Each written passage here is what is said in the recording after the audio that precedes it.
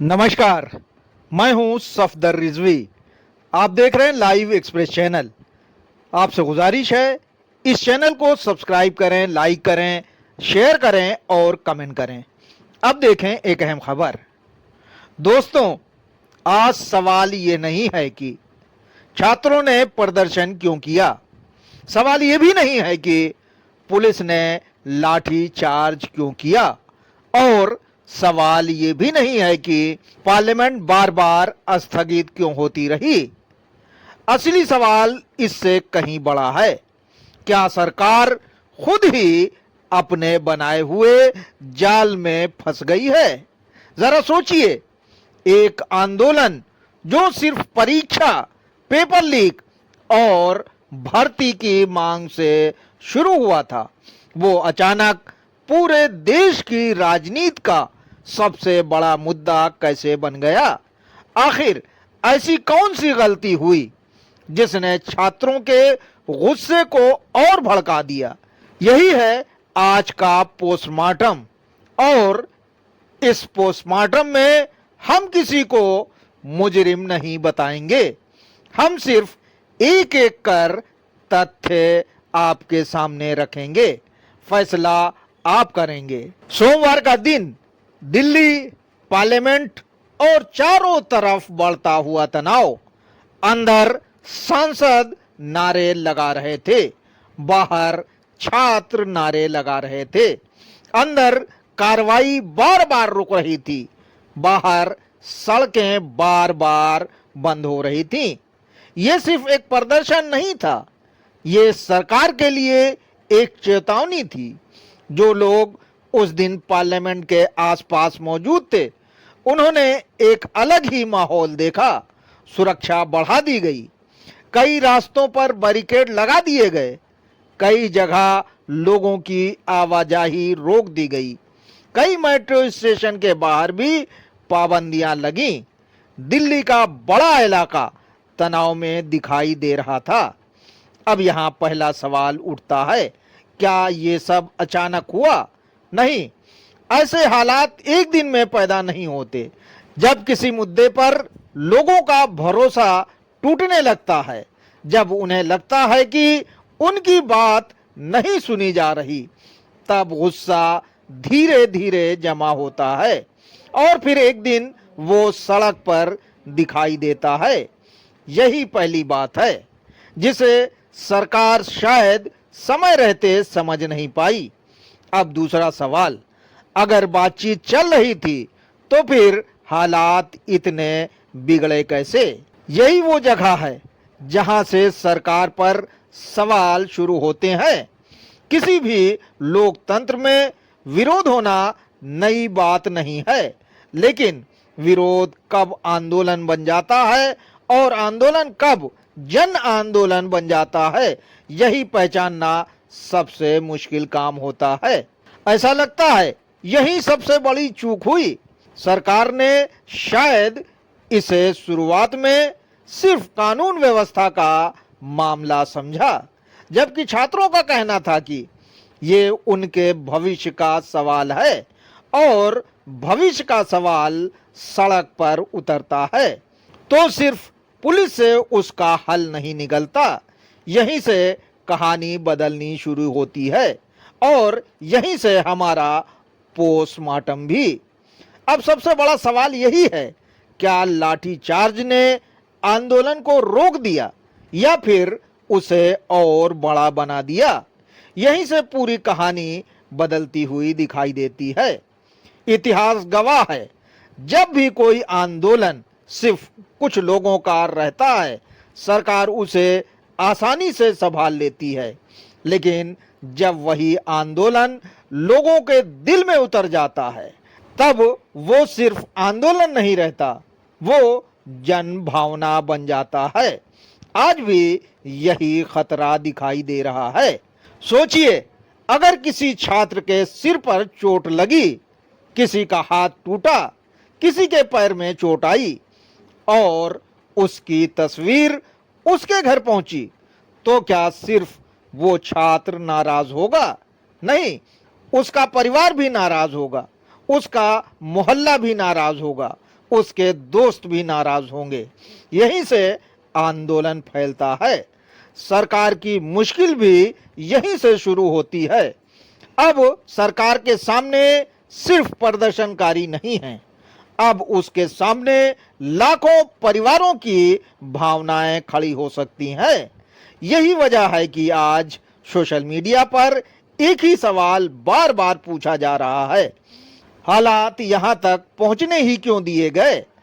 अगर बातचीत पहले हो जाती, अगर भरोसा पहले दिया जाता, अगर समाधान पहले निकलता, तो क्या ये टकराव टल सकता था? ये सवाल सरकार से पूछा जाएगा और पूछा भी जाना चाहिए। अब जरा इतिहास का एक पन्ना खोलिए, अन्ना हजारे का आंदोलन याद कीजिए।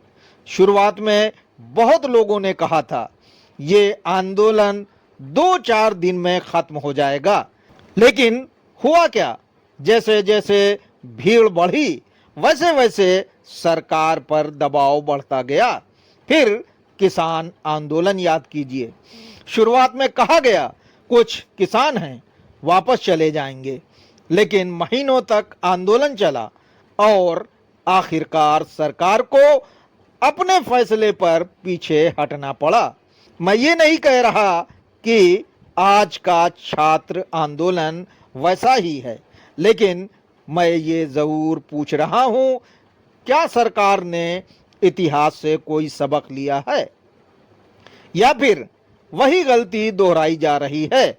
आज छात्रों की तरफ से जो सबसे बड़ी बात निकलकर सामने आ रही है वो सिर्फ परीक्षा का मुद्दा नहीं रह गया है, अब बात सम्मान की भी हो रही है, भरोसे की भी हो रही है और भविष्य की भी हो रही है। जब कोई आंदोलन सिर्फ एक मांग तक सीमित नहीं रहता तो उसे संभालना और मुश्किल हो जाता है। यही वजह है कि आज ये सवाल उठ रहा है, क्या सरकार आंदोलन को समझ रही है या सिर्फ भीड़ को देख रही है? क्योंकि भीड़ को पुलिस रोक सकती है लेकिन गुस्से को नहीं, और अगर गुस्सा राज्यों में फैल गया तो फिर दिल्ली की सीमाएं भी छोटी पड़ सकती हैं। यहीं से कहानी और गंभीर होती है, क्योंकि अब सवाल सिर्फ छात्रों का नहीं बल्कि सरकार की राजनीतिक समझ का है। अब जरा एक कदम और आगे चलते हैं। एक सवाल मैं आपसे पूछना चाहता हूं, क्या ये सिर्फ छात्रों का आंदोलन है या फिर ये सरकार के लिए एक राजनीतिक संकट बनने की शुरुआत है? ये सवाल इसलिए उठ रहा है क्योंकि अब आंदोलन का दायरा बदलता हुआ दिखाई दे रहा है। पहले छात्र सिर्फ पेपर लीक की बात कर रहे थे, फिर शिक्षा व्यवस्था पर सवाल उठे, उसके बाद शिक्षा मंत्री के इस्तीफे की मांग सुनाई देने लगी और अब कई जगह प्रदर्शन में गृह मंत्री अमित शाह के इस्तीफे की मांग की जा रही है। कुछ प्रदर्शनकारी प्रधानमंत्री नरेंद्र मोदी को दोषी ठहरा रहे हैं और उनके इस्तीफे की मांग कर रहे हैं। अब सवाल ये है, आखिर आंदोलन यहां तक पहुंचा कैसे? यही सरकार के लिए सबसे बड़ा खतरा है। अगर किसी आंदोलन की मांग बदलने लगे तो समझ लीजिए मामला सिर्फ एक विभाग का नहीं रहा, अब लोगों का भरोसा भी दांव पर लगने लगा है। अब किसान आंदोलन को याद कीजिए। शुरुआत किसान कानूनों से हुई थी, लेकिन बाद में वो सिर्फ कानूनों का आंदोलन नहीं रहा, वो सरकार और किसानों के बीच भरोसे की लड़ाई बन गया। जैसे जैसे समय बीतता गया वैसे वैसे देश भर से किसान दिल्ली पहुंचने लगे।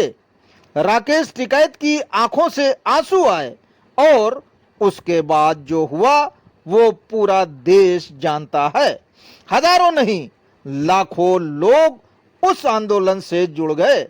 आज वही सवाल फिर खड़ा हुआ है, क्या छात्रों के साथ हुई कार्रवाई भी लोगों के दिल में उसी तरह जगह बना सकती है?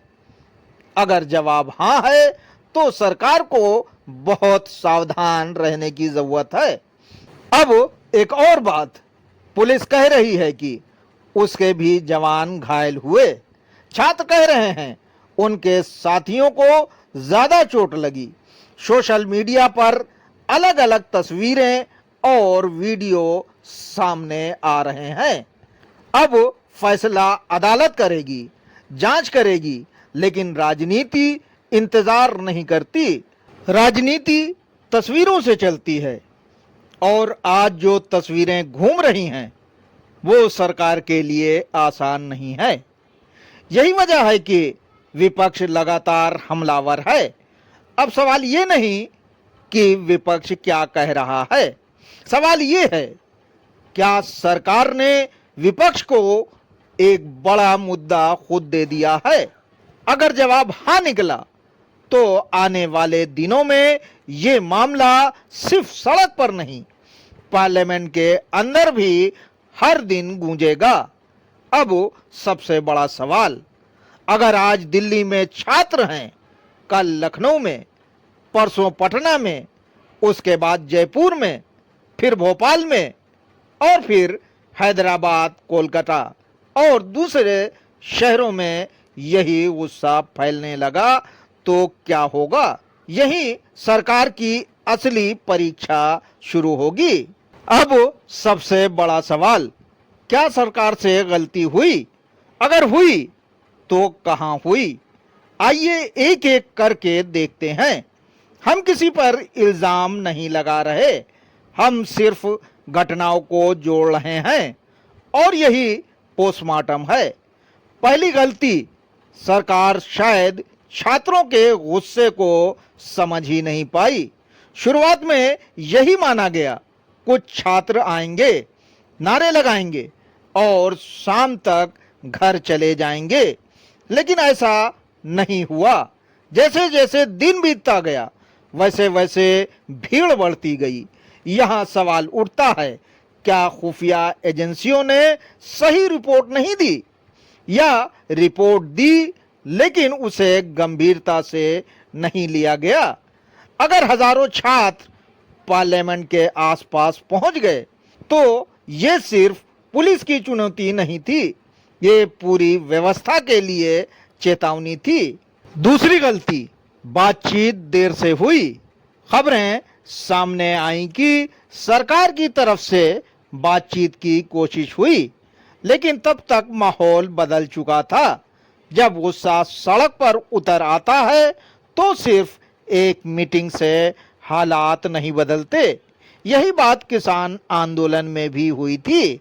शुरुआत में बातचीत हुई लेकिन देर से, और जब तक भरोसा वापस आता आंदोलन बहुत बड़ा हो चुका था।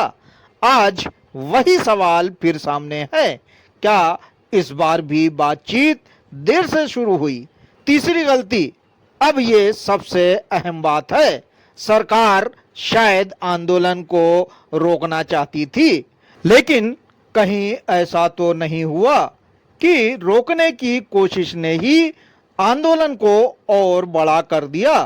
सोशल मीडिया का जमाना है, आज कोई भी तस्वीर, कोई भी वीडियो कुछ मिनटों में पूरे देश में पहुंच जाती है। अगर कहीं किसी छात्र को चोट लगी, अगर कहीं पुलिस और छात्रों के बीच टकराव हुआ तो उसकी तस्वीर लाखों मोबाइल तक पहुंच गई। अब सरकार चाहे या न चाहे वो तस्वीरें लोगों की राय बनाती हैं। यही सरकार की मुश्किल शुरू होती है। अब एक सवाल आप खुद सोचिए, अगर किसी घर का बेटा या बेटी दिल्ली में पढ़ रही हो और घर वाले मोबाइल पर उसकी भागती हुई तस्वीरें देखें तो उस घर का माहौल क्या होगा? डर पैदा होगा, गुस्सा पैदा होगा और यही गुस्सा धीरे धीरे आंदोलन को बड़ा बनाता है। यही वजह है कि आज लोग सिर्फ ये नहीं पूछ रहे लाठीचार्ज क्यों हुआ, वे ये भी पूछ रहे हैं नौबत यहां तक क्यों आई? क्या ये टल सकता था? क्या पहले भरोसा बनाया जा सकता था? क्या पहले समाधान निकाला जा सकता था? यही वे सवाल हैं जो आने वाले दिनों में सरकार का पीछा नहीं छोड़ेंगे।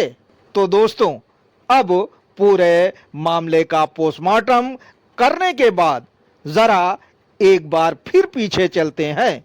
शुरुआत कहां से हुई? पेपर लीक, भर्ती, परीक्षा, छात्रों का गुस्सा, फिर प्रदर्शन, फिर पुलिस, फिर लाठीचार्ज, फिर आंसू गैस, फिर पार्लियामेंट के बाहर तनाव, फिर पूरे देश में इसकी चर्चा, और अब ये सवाल कि आगे क्या होगा। यही इस पूरे पोस्टमार्टम का सबसे बड़ा सवाल है। अगर सरकार सोचती है कि 2-4 दिन में ये मामला अपने आप शांत हो जाएगा, तो शायद उसे दोबारा सोचना पड़ेगा, क्योंकि ये आंदोलन अब सिर्फ दिल्ली का नहीं रह गया। हर राज्य का छात्र इसे अपने नजरिए से देख रहा है। हर माँ बाप अपने बच्चे की आंखों से देख रहे हैं, और जब किसी आंदोलन से भावनाएं जुड़ जाती हैं, तो फिर उसे सिर्फ ताकत से नहीं रोका जा सकता, उसे भरोसे से रोका जाता है। अब सरकार के सामने सिर्फ 2 रास्ते हैं। पहला टकराव, दूसरा बातचीत। अगर टकराव बढ़ता है तो आंदोलन भी बढ़ सकता है। अगर बातचीत होती है तो शायद रास्ता निकल सकता है, लेकिन ये फैसला अब सरकार को करना है। अब एक और सवाल, क्या विपक्ष इस आंदोलन को राजनीतिक मुद्दा बनाएगा? बिल्कुल बनाएगा, क्योंकि राजनीति में खाली मैदान कभी खाली नहीं रहता। जहां सरकार कमजोर दिखाई देती है, वहीं विपक्ष अपनी ताकत दिखाने की कोशिश करता है। इसलिए आने वाले दिनों में पार्लियामेंट के अंदर भी ये मुद्दा उठेगा और बाहर सड़क पर भी। लेकिन सबसे बड़ा सवाल अभी वही है, क्या सरकार फंस गई? अगर सरकार झुकती है तो विपक्ष कहेगा कि सरकार दबाव में आ गई। अगर सरकार नहीं झुकती तो आंदोलन और बड़ा हो सकता है। यही वो मोड़ है जहां से हर फैसला बहुत सोच समझ कर लेना होगा। इतिहास हमें यही सिखाता है। अन्ना हजारे का आंदोलन, किसान आंदोलन, दोनों की शुरुआत छोटी थी, लेकिन जब दोनों को लगा कि उनकी बात नहीं सुनी जा रही, तो आंदोलन बड़ा होता चला गया। आज छात्र आंदोलन उसी मोड़ पर खड़ा दिखाई देता है। क्या यह वहीं रुक जाएगा, या इतिहास एक बार फिर अपने आप को दोहराएगा? इसका जवाब आने वाले दिन देंगे। और अब सबसे आखिरी बात, हमने इस पूरे वीडियो में किसी को मुजरिम नहीं कहा। हमने सिर्फ घटनाओं को जोड़ा, तथ्यों को रखा, सवाल पूछे और उनका पोस्टमार्टम किया। अब फैसला हमारा नहीं, फैसला आपका है। क्या सरकार से गलती हुई? क्या हालात समय रहते संभाले जा सकते थे? क्या ये आंदोलन अब और बड़ा होगा? और इस पूरे मामले में मुजरिम कौन है? नीचे कमेंट में अपनी राय जरूर लिखें। अगर वीडियो अच्छी लगी हो तो इसे सब्सक्राइब भी करें, लाइक भी करें और शेयर भी करें।